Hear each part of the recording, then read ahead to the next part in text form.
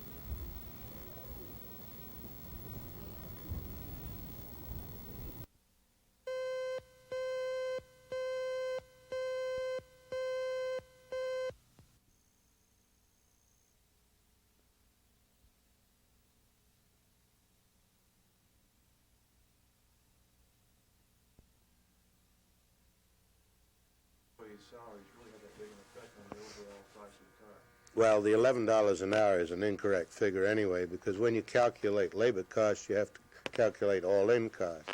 It's much more in the neighborhood of $20 an hour, about double that. And what is really consequential is that maybe that is only 25% of the total cost of a car.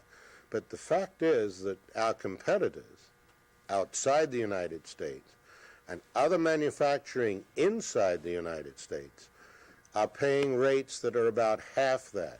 And if we are going to be worldwide competitive, and that means if we're going to compete with the Europeans and the Japanese in the industry here in the United States, we're going to have to have some remission in the labor costs as far as the hourly rated workers are concerned.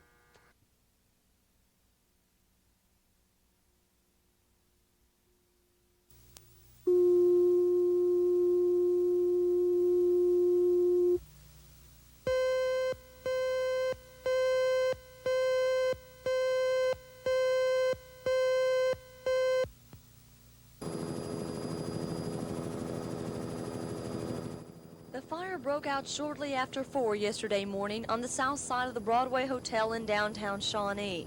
The blaze burned uncontrollably for more than 5 hours, destroying in its path the hotel and 3 other businesses, a financial loss of over $600,000. No cause of the fire has yet been determined. Firefighters from Shawnee and Tecumseh battled the raging flames and thick smoke in bitter weather. They struggled with frozen water lines, with ice on their hands and face.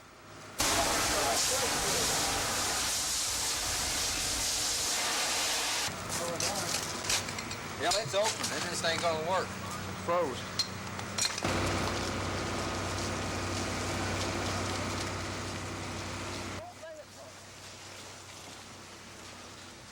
Hours after the fire was out, bellows of smoke still clouded the downtown Shawnee area. Before searching for victims, firemen had to tear down a wall of the hotel, fearing that if they didn't, the wall would cave in on them. And then the grim task of searching through the ruins for those that did not escape the fire. 14 occupants of the hotel did escape. They were rescued by Police Sergeant Victor Lee, who spotted the fire and ran into the smoky inferno to rescue the hotel's occupants. At first, the smoke wasn't that thick, but the longer we was up yonder, the more thick it got. After I got back halfway down the hallway, the flames were into the hallway, burning down the carpets. At which time we was getting people out of the residences and out on the street. Firemen have found 6 bodies in the charred hotel, and fear the casualties could reach 9. The grisly task of searching for more bodies in the rubble continues. Debbie Mash, Action 4 AM.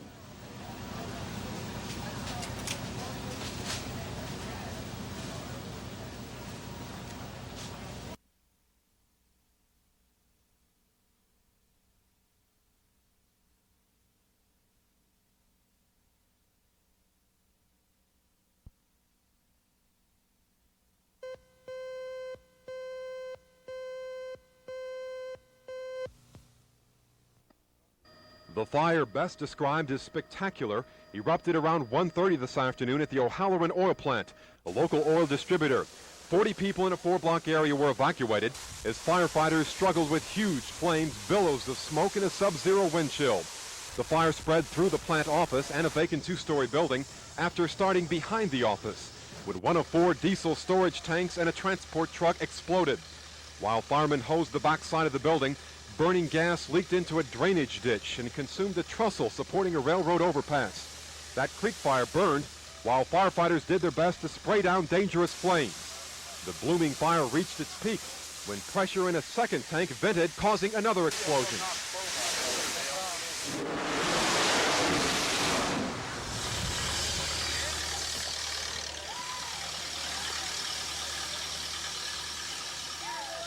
Two of the tanks still contain gas and diesel fuel. Nevertheless, firefighters returned to the blaze after the explosion. Firefighters from Perry, Stillwater, Ponca City, and Tonkawa doused the blaze in the tanks, but the building fire continued to burn throughout the evening. Amazingly, the driver of the transport truck escaped uninjured. The truck had just been loaded, and the driver was trying to free the tanker from snow. However, the truck backfired, setting off the explosion and fire. Were there any injuries at all? As far as I know, no injuries. How did the man that was in this truck escape injury? I have not got to talk to him or the boss. As far as I know, he must have just went running. Foam was used to kill the flames in the storage tanks. No damage estimate yet, but the fire would have been worse if 8 inches of fresh snow had not formed a blanket around the storage tanks of the building and the railroad overpass. Larry Audis, Action 4, Perry.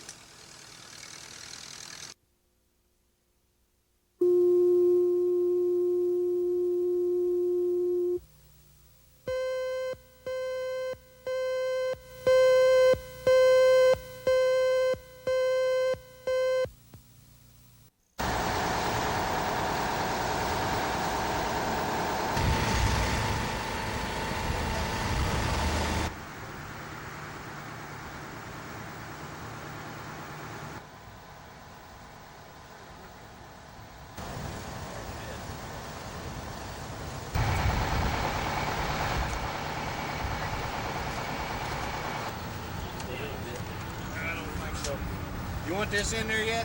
No, still. Leave it out here.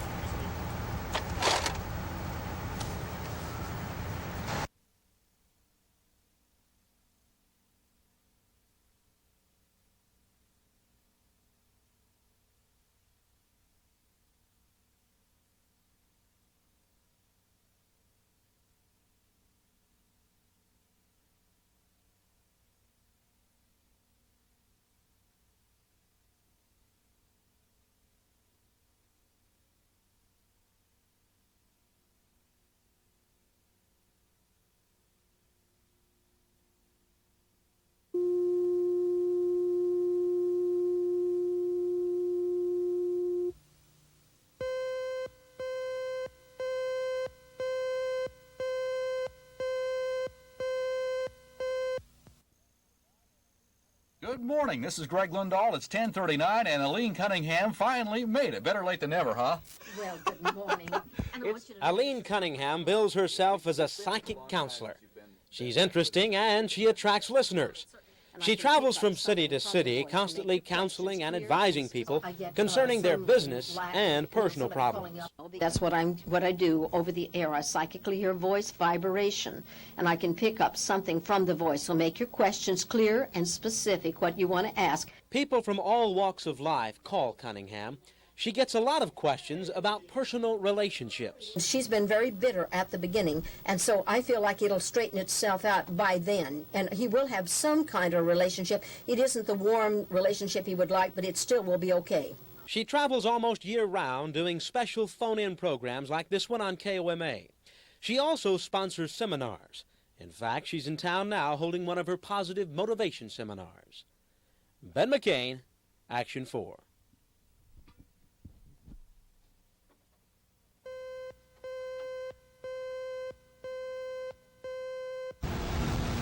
Action 4 arrived on the scene to find firemen fighting flames under extremely dangerous conditions.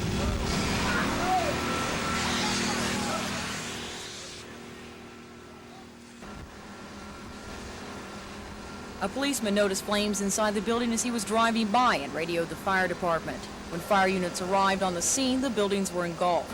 There was little hope for the offices of Trend Signs and American Respiratory Oxygen Care. Harsh weather conditions plagued firefighters as they worked to extinguish the blaze, but it was to be expected.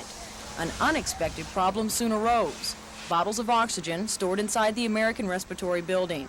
Suddenly, the already dangerous job of firefighting became truly life-threatening. There's bottles all back in there. There's a bunch of those big bottles back in there, George. They haven't blown yet? No. No, we got them right back around that corner that hadn't blown, but their weapons are supposed to take off out here like they did earlier. Let's get the kid back to back up! Come on, get the hell out of here! There were at least a dozen explosions as firemen continued to fight the blaze. At first, they rang out, one after another, like gunfire, finally dwindling down to the occasional bang. Efforts shifted to containing the flames to the destroyed buildings so that surrounding buildings would be in no danger. The firemen were successful in their efforts. The crews will now remain on the scene for several hours before the fire is completely out. Then they'll begin an investigation to determine the cause of the fire. Sherry Sellers, Action 4.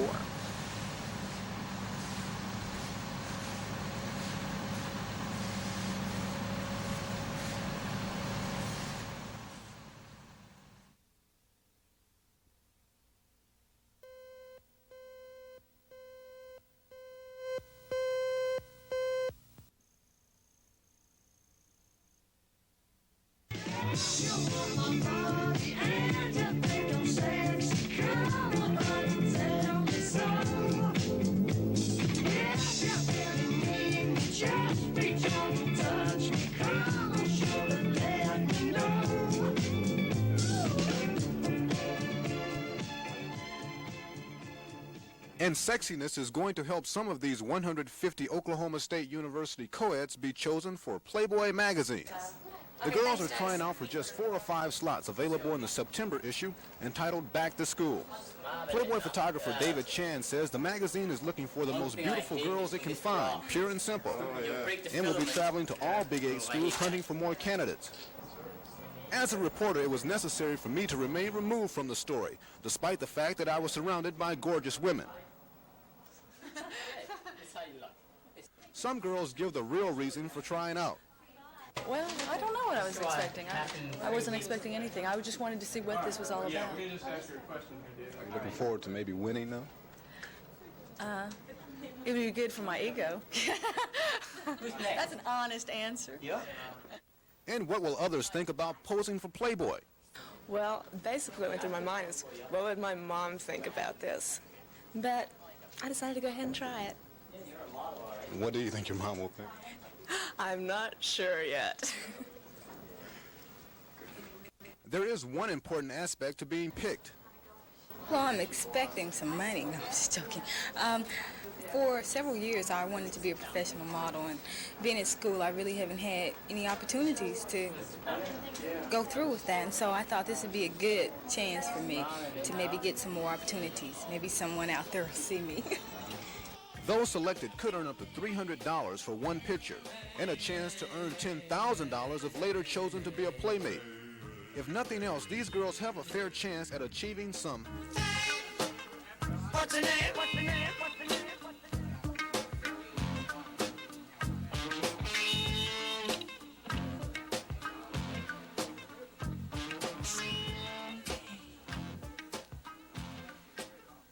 Ed Stewart, Action 4 at the Oklahoma State University.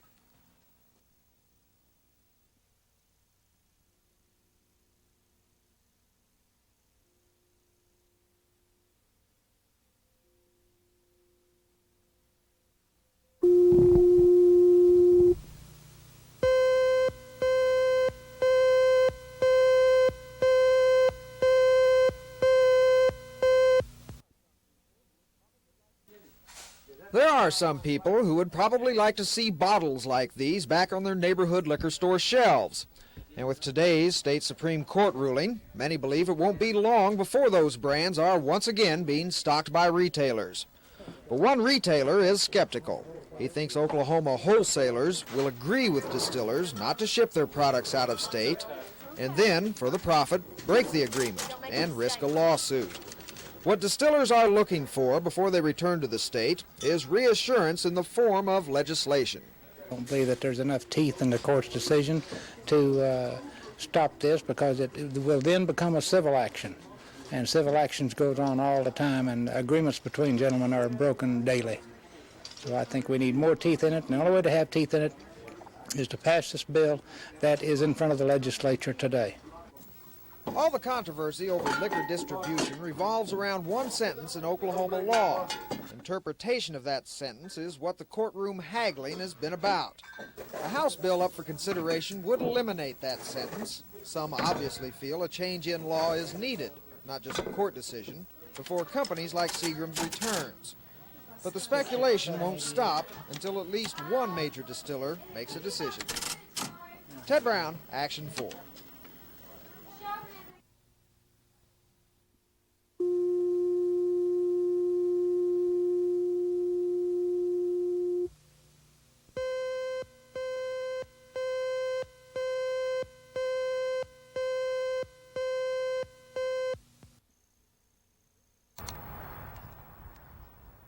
This is the Raider Diagnostic and Evaluation Center in Sand Springs. Deprived and neglected children are sent here, as well as some of the state's most hardcore delinquents. The Intensive Treatment Center compound houses 55 students who have been involved in violent, assaultive crimes. State files show that one of those students, a girl named Sheila, was strip-searched one night last October while being held down by a male staff member. Today, center officials admitted the strip search did take place, but they say earlier published reports didn't allow them a chance to explain the circumstances. And on this particular situation, the girl was threatening suicide, in which the article talked about, and so that when they are threatening suicide, then we try to take things from their rooms so that they will not have anything to harm themselves. And on this particular occasion, one of the girls had said that she had matches, and so what our staff was trying to do was to take the matches, because she was trying to commit suicide. She had set fires, and so they did a visual search, but it was a strip search, so that we were doing this for her safety as well as for the safety of the other students in the that unit. And we only had 2 ladies on, and so a man did help. But I think if you'll look in your treatment programs of other mental institutions, this sometimes has to happen because of the physical strength of some of the patients or students that you deal with. The confidential files alleging other physical and sexual abuses at Oklahoma juvenile institutions will be made public later this week. We'll present those to you, along with allegations of student attacks on staff members. Scott Wallace, Action 4, at the Raider Diagnostic Center in Sand Springs.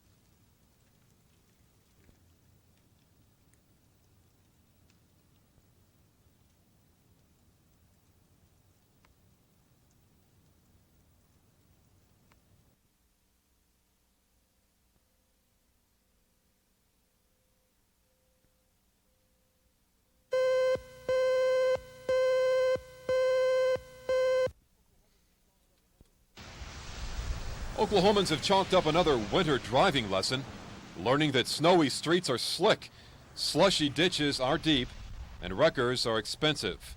Another 1.5 inches of snow for Oklahoma City, up to 3 inches for northern Oklahoma. By mid-afternoon, police had checked out 67 accidents, most during the morning hours, before streets had thawed to slush.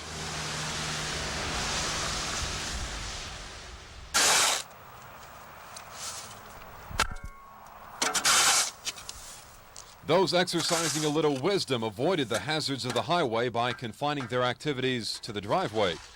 Seriously, winter driving and snow scraping are uncommon experiences to many Oklahomans, and taking it easy is the best policy.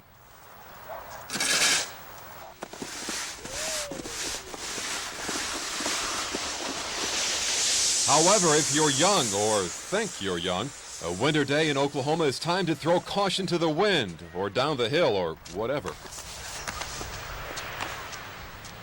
In this case, the whatever is a frustrated skier, far removed from Vail and Aspen, who proves he can make do with 1 inch of snow and a hill in Will Rogers Park. He'll have to hurry, though. Snow doesn't last too long in Oklahoma.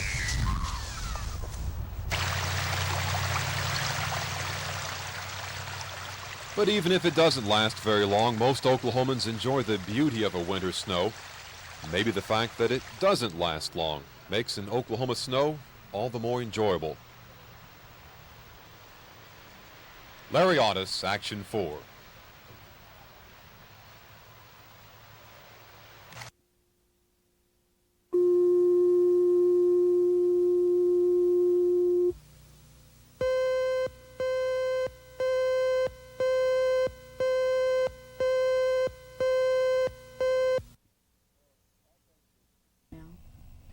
Well, I think that the institutions have a lot of faults, but I don't think that it should be built up like that, you know. As far as the child abuse and stuff, I don't really think that there's as much goes on as it says. And Does it go on now? no, not really. I mean, if you hit one of them people, then they'll hit you back, yeah. But I mean, you got kids like me. I weigh 215 pounds, and I've weighed this since 1976. I've been this big.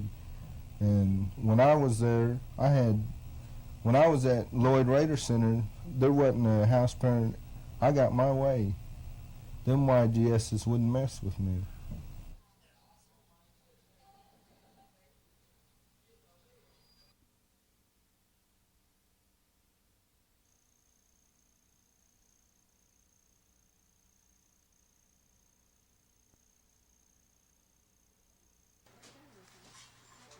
Today, we have the luxury of browsing through hundreds of Valentine cards and hoping of finding just the right one. But according to one legend, the whole concept started in the 3rd century with a simple handwritten note.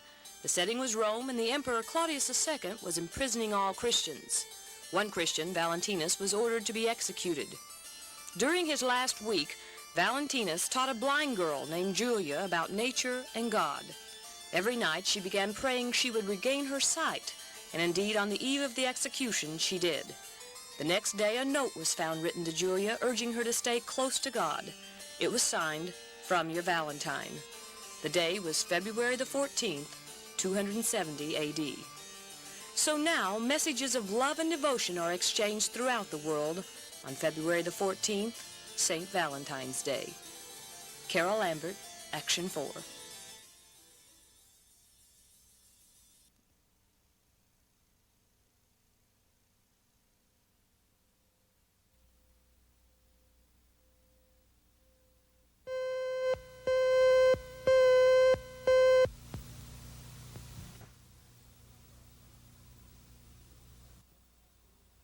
If you add that 40 and 18 and 14 together, you wind up with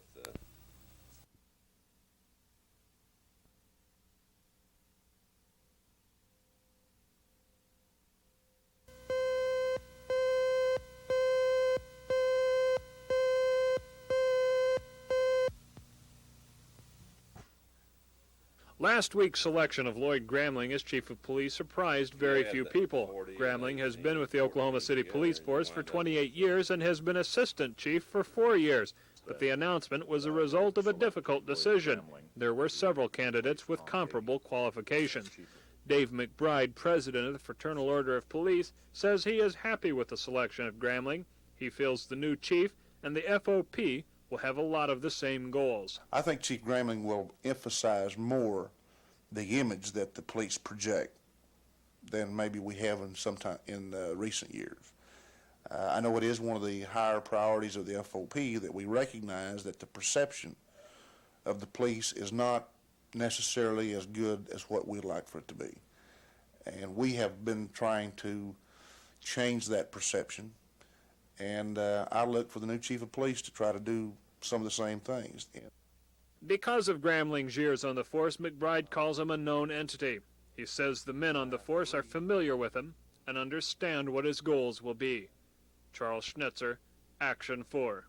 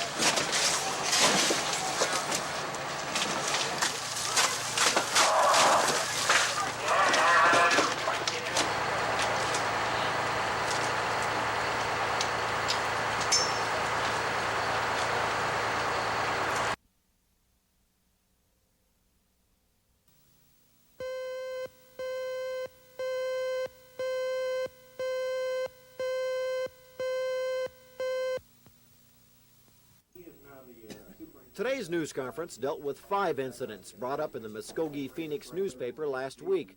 Perhaps the most serious allegation involves an incident which happened 2 years ago. According to the newspaper account, Helena State School Superintendent Tom Norwood kicked a youngster known as Tony B. in the head while the student laid hogtied on the floor. A spokesman today read the Human Services Department's investigation findings to reporters. The allegations of inappropriate handling was not sustained by facts. The conduct of the superintendent does not amount to abuse of the juvenile. That no injury occurred as a result of any action that he took. That no evidence was received which sustained that adverse personnel action should be taken. That although physical contact with a student occurred at the time, there was no evidence of any intent on the part of the superintendent to harm or injure the juvenile. No, I did not kick him. Did your foot touch his head? His head touched my foot. Last week, both former Superintendent Norwood and Tony B. visited the Channel 4 studios to give their version of what happened. He stepped in front of me, and he was looking down at me, and I was cussing him and stuff, and he just kept asking me why I was cussing him, that he hadn't never done nothing to me, and I was highly intoxicated. And He never laid a hand on you? No, ma'am. Some people complain that Tony's answers sounded coached. At today's news conference, department officials denied setting up last week's interview. Did you or any of the other gentlemen sitting up here have any prior knowledge that, had you talked to either of these individuals and perhaps asked them to come to KTVY to talk to anybody or anything like that? Absolutely not. Absolutely not, as far as I'm concerned. I don't know if these fellows can answer for themselves. No. I had no knowledge of it, and it came to me as a total surprise. In fact, I couldn't believe it. You couldn't believe that they came there, or you couldn't believe what they said? I couldn't believe they came there, and I couldn't believe what Tony said. Tomorrow, the Human Services Department gives its version of other alleged abuse incidents. Welfare workers have said the daily sessions will continue as long as reporters express an interest in hearing both sides of the allegations. Scott Wallace, Action 4 at the State Department of Human Services.